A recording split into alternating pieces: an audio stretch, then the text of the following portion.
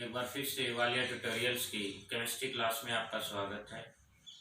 और आज का हमारा topic related to first unit solid state रहेगा, मैग्नेटिक बिहेवियर ऑफ सॉलिड। आज जो हम पढ़ेंगे सॉलिड के अंदर किस प्रकार का मैग्नेटिक बिहेवियर रहता है, या फिर सॉलिड पार्टिकल का मैग्नेटिक फील्ड लाइंस के साथ क्या रिलेशन है, उसके बारे में हम आज डिस्कस करने वाले हैं। तो टॉपिक है हमारा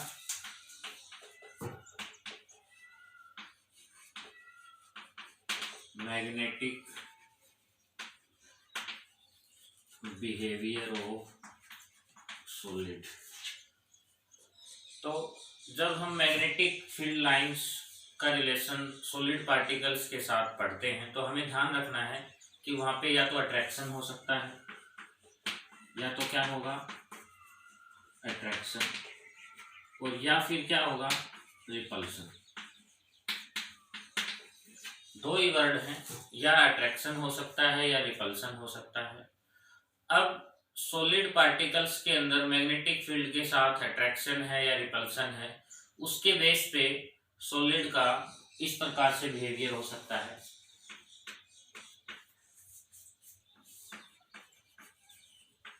paramagnetism, paramagnetic, diamagnetic,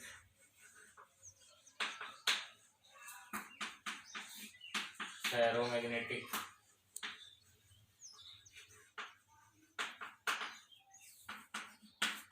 anti ferromagnetic,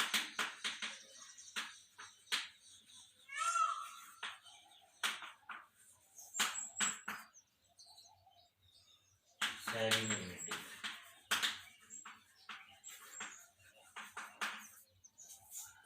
students, इस अट्रैक्शन और रिपल्शन के बेस पे जो मैग्नेटिक फील्ड लाइंस का रिलेशन सॉलिड पार्टिकल्स के साथ हम पढ़ते हैं तो वो कुछ इस तरह से हो सकता है: paramagnetic, diamagnetic, ferromagnetic, anti ferromagnetic और फेरीमैग्नेटिक। अब हम बात करेंगे पैरामैग्नेटिक की और डायामैग्नेटिक की। सबसे पहला हमारा फोकस रहेगा पैरामैग्नेटिक और डायामैग्नेटिक पे। अगर किसी मटेरियल के पास number of unpaired electron present in it, कोई मटेरियल है और उस मटेरियल के अंदर नंबर ऑफ अनपेयर्ड इलेक्ट्रॉन अगर प्रेजेंट हैं तो उस मटेरियल का बिहेवियर पैरामैग्नेटिक रहेगा। No unpaired, not unpaired electron present in it, और अगर उसके अंदर कोई भी अनपेयर्ड इलेक्ट्रॉन प्रेजेंट नहीं है तो उसका बिहेवियर डायामैग्नेटिक रहेगा। ध्यान रखना है क्या, अगर अनपेयर्ड इलेक्ट्रॉन प्रेजेंट है तो पैरामैग्नेटिक, और अगर अनपेयर्ड इलेक्ट्रॉन प्रेजेंट नहीं है तो डायामैग्नेटिक। किस प्रकार से इसको समझेंगे तो एक एग्जांपल लेते हैं। हमारे पास कंपाउंड है आयरन क्लोराइड FeCl3। इसके अंदर आयरन पे 3 पॉजिटिव, क्लोरीन पे नेगेटिव। इस कंपाउंड का फॉर्मेशन कुछ इस तरह का होता है: Fe3 positive, Cl negative, 3 time. तो यहां से हमने देखा कि ये कंपाउंड है और इस कंपाउंड के अंदर आयरन पे +3 चार्ज है। तो आयरन का जो कॉन्फ़िगरेशन होता है, iron 26, 1s2, 2s2, 2p6, 3s2, 3p6, 3d। पहले 4s को फिलअप करेंगे, फिर 3d को फिलअप करेंगे। तो ये हमारा आयरन का इलेक्ट्रॉनिक कॉन्फ़िगरेशन, और आयरन +3 में अगर कन्वर्ट होता है तो ये कॉन्फ़िगरेशन हमारा रह जाएगा 1s2, 2s2, 2p6, 3s2, 3p6, 3d5। ध्यान रहे क्या, आयरन +3 है, आयरन का एटॉमिक नंबर 26 और उसका कॉन्फ़िगरेशन जो है वो ये है 1s2 2s2 2p6 3s2 3p6 3d 4s2। पहले 4s को फिलअप करेंगे फिर d को फिलअप करेंगे, तो ये इसका कॉन्फ़िगरेशन रहेगा। और जब हम एफ आयरन को आयरन 3+ में कन्वर्ट करते हैं तो ये पहला सेल, ये दूसरा सेल, ये तीसरा सेल और ये चौथा सेल। पहले इलेक्ट्रॉन सबसे बाहर वाले सेल से जाएगा, फिर उससे आगे वाले से, फिर उससे आगे वाले से। तो यहाँ से इलेक्ट्रॉन गया, यहाँ से गया, 3 इलेक्ट्रॉन भेज दिए, कॉन्फ़िगरेशन रह जाता है हमारा ये। अब डी में हमारे पास 5 इलेक्ट्रॉन है और डी में होते हैं 10, और जब एस में 2 है, पी में 6 है, ये तो पूरी तरह से फुली फिल्ड है। बट डी में 10 की बजाय 5 है, पूरे इलेक्ट्रॉन नहीं है, तो हमें ध्यान रखना है कि इस केस में अनपेड इलेक्ट्रॉन यहाँ पे प्रेजेंट होंगे ही होंगे। तो डी के अंदर के इलेक्ट्रॉन्स को हम फिलअप करते हैं। तो डी के इलेक्ट्रॉन्स को हमने फिलअप किया और आसानी से हमें इसके अंदर अनपेड इलेक्ट्रॉन दिखाई दे रहे हैं। अब अगर हम क्लोरीन की बात करें, Cl17, इसका कॉन्फ़िगरेशन होता है 1s2 2s2 2p6 3s2 3p5। और आयन से Cl नेगेटिव, तो इसका कॉन्फ़िगरेशन हो जाएगा सेम रहेगा, लास्ट में 3p6 आ जाएगा। तो हमने देखा कि सारे के सारे जो सबसेल है वो फिलअप है। एस में 2 है, कंप्लीट 2 है, पी में 6 है, कंप्लीट 6 है। तो यहाँ यहाँ पे अनपेड इलेक्ट्रॉन नहीं है, बट आयरन के पास तो अनपेड इलेक्ट्रॉन है। तो इसका जो बिहेवियर है वो क्या रहेगा, पैरामैग्नेटिक।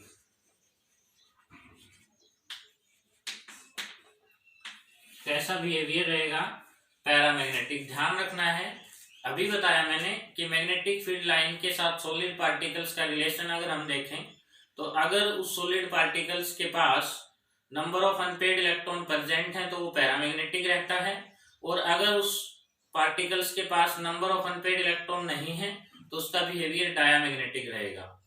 तो ये तो था हमारा पैरामैग्नेटिक और डायामैग्नेटिक बिहेवियर। अब कुछ बात अट्रैक्शन और रिपल्सन की कर लेते हैं। स्टार्टिंग में मैंने कहा कि मेनली यहाँ पे जो फोकस रहेगा वो अट्रैक्शन और रिपल्सन का रहेगा। कैसे, तो इसमें ये मैग्नेटिक फील्ड लाइन है, ये हमने मैग्नेटिक फील्ड लाइंस को यहाँ पे शो किया, और इन मैग्नेटिक फील्ड लाइन के ठीक सामने एक मटेरियल रखा, पैरामैग्नेटिक मटेरियल। ये पैरामैग्नेटिक मटेरियल है, इसको इन मैग्नेटिक फील्ड लाइंस के सामने रखा। तो ये तो इसके अंदर से पास होंगी ही होंगी, लेकिन जो पास से गुजरेंगी वो भी इसके अंदर से जाएंगी। ध्यान रहे, जो पास से गुजरेगी वो भी इसके अंदर से जाएगी। जब पैरामैग्नेटिक मटेरियल को मैग्नेटिक फील्ड लाइन के सामने रख देते हैं तो वो मटेरियल मैग्नेटिक फील्ड लाइन को अपनी तरफ अट्रैक्ट कर लेता है। वो magnetic material magnetic field line को क्या करेगा, अपनी तरफ अट्रैक्ट करेगा। क्या कि जो सामने है, ठीक सामने, वो तो अंदर से जाएंगे ही जाएंगी, लेकिन जो पास से जाने चाहती हैं उनको भी ये मटेरियल अपनी तरफ अट्रैक्ट कर लेता है। एक बात तो ये। दूसरी बात क्या है कि जब पैरामैग्नेटिक मटेरियल को मैग्नेटिक फील्ड लाइन में रखा जाता है तो वो एक मैग्नेट की तरह काम करने लगता है और एक मैग्नेट बन जाता है। अगर हम इसको इस मैग्नेटिक फील्ड लाइन से दूर रख देंगे तो फिर ये मैग्नेट की तरह काम नहीं करेगा। ये तभी मैग्नेट की तरह काम करता है जब इसको किसी मैग्नेट के पास या मैग्नेटिक फील्ड लाइन में रखा जाता है। अगर पैरामैग्नेटिक मटेरियल के पास अगर हम कोई मैग्नेट ले आए तो ये एक मैग्नेट की तरह काम करने लगता है। अगर उसको हम हटा देंगे फिर से ये पैरामैग्नेटिक मटेरियल रहेगा, मैग्नेटिक की तरह काम नहीं करेगा। ये मैग्नेट की तरह काम कब करेगा, जब इसके पास कोई मैग्नेट रख दें या इसको मैग्नेटिक फील्ड लाइन के अंदर रख दें तो ये एक मैग्नेट की तरह काम करने लगता है। अगर इनको रिमूव कर देते हैं तो फिर ये मैग्नेट की तरह काम नहीं करता। ये पैरामैग्नेटिक मटेरियल के बारे में आपको थोड़ा सा ध्यान रखना है, इंपॉर्टेंट प्रॉपर्टी है इसकी। अब हम बात करते हैं डायामैग्नेटिक की। तो मान लो यहाँ पे कोई सामने यही मैग्नेटिक फील्ड लाइन है और ठीक इनके सामने डायामैग्नेटिक मटेरियल हमने रख दिया, तो ये तो साइड से जाएंगी ही जाएंगी, लेकिन जो अंदर से जाएंगी वो भी साइड से बाहर चली जाएंगी, मतलब इसके साइड से पास हो जाएंगी। मतलब अगर डायामैग्नेटिक मटेरियल को हम मैग्नेटिक फील्ड लाइन के सामने रख दें तो ये उन मैग्नेटिक फील्ड लाइन को रिपेल करता है। पैरामैग्नेटिक क्या करेगा? अट्रैक्ट। डायामैग्नेटिक क्या करेगा? रिपेल। तो ये कुछ बात अट्रैक्शन और रिपल्शन की थी जो हमने अच्छे से समझी भी। पहले हमने अनपेड इलेक्ट्रॉन पे बात किया, फिर अट्रैक्शन और रिपल्शन को भी हमने अच्छे से समझा। और पैरामैग्नेटिक मटेरियल को अगर मैग्नेटिक फील्ड लाइंस के अंदर या किसी मैग्नेट के पास रख देते हैं तो वो एक मैग्नेट की तरह काम करने लगता है। ये आपको थोड़ा सा ध्यान रखना है। अब हम बात करते हैं इन तीनों की। इन तीनों के अंदर number of unpaired electron present in it.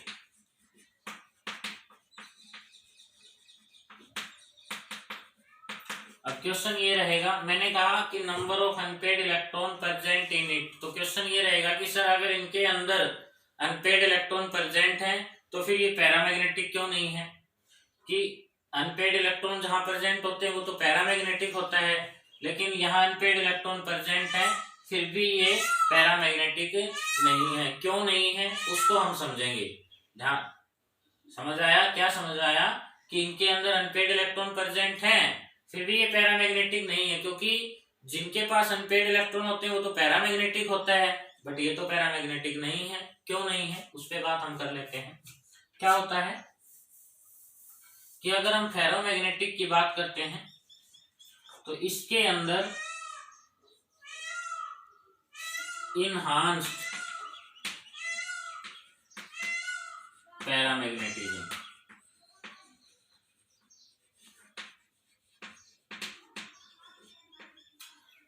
ये किसके लिए बात की हमने? फेरोमैग्नेटिक के लिए। इनहांस्ड पैरामैग्नेटिज्म कहने का मीन्स है कि जो मैग्नेटिज्म, जो पैरामैग्नेटिज्म यहाँ प्रेजेंट है वो जितना होना चाहिए उतना नहीं है, उससे ज्यादा है। जो पैरामैग्नेटिज्म यहाँ पे प्रेजेंट है वो प्रेजेंट जरूर है लेकिन जितना होना चाहिए उतना नहीं है, उससे ज्यादा है। लैंग्वेजली इसको हम बोल देते हैं इनहांस्ड पैरामैग्नेटिज्म। कहने का मतलब क्या है? जितना होना चाहिए उससे ज्यादा है, ऐसा हो जाए तो वो मटेरियल फेरोमैग्नेटिक होता है। पैरामैग्नेटिक बिहेवियर है लेकिन कैसा है? जितना है होना चाहिए उतना नहीं है, उससे ज्यादा है। एंटी फेरो के लिए हम बात करेंगे तो अनपेड इलेक्ट्रॉन प्रेजेंट इन, मतलब paramagnetism present is here, paramagnetism present in it but behave as a diamagnetic। कि पैरामैग्नेटिज्म तो प्रेजेंट है बट ये किसकी तरह बिहेव करता है? डायामैग्नेटिक मटेरियल की तरह। मैग्नेटिज्म तो है बट बिहेव किसके लिए कर रहा है? डायामैग्नेटिक के लिए। मतलब होने पर भी मैग्नेटिज्म जीरो है, होने पर भी मैग्नेटिज्म क्या है? जीरो है। होना चाहिए उससे ज्यादा है फेरो, और अगर जीरो हो जाए तो एंटी फेरो। इस बात को हम देखेंगे, होना चाहिए उससे ज्यादा है वो भी हम अच्छे से समझ पाएंगे, जीरो कैसे वो भी हम अच्छे से समझ पाएंगे अभी थोड़ी देर बाद। फेरीमैग्नेटिक में क्या होता है कि पैरामैग्नेटिज्म जो है वो सब प्रेस्ड मैग्नेटिज्म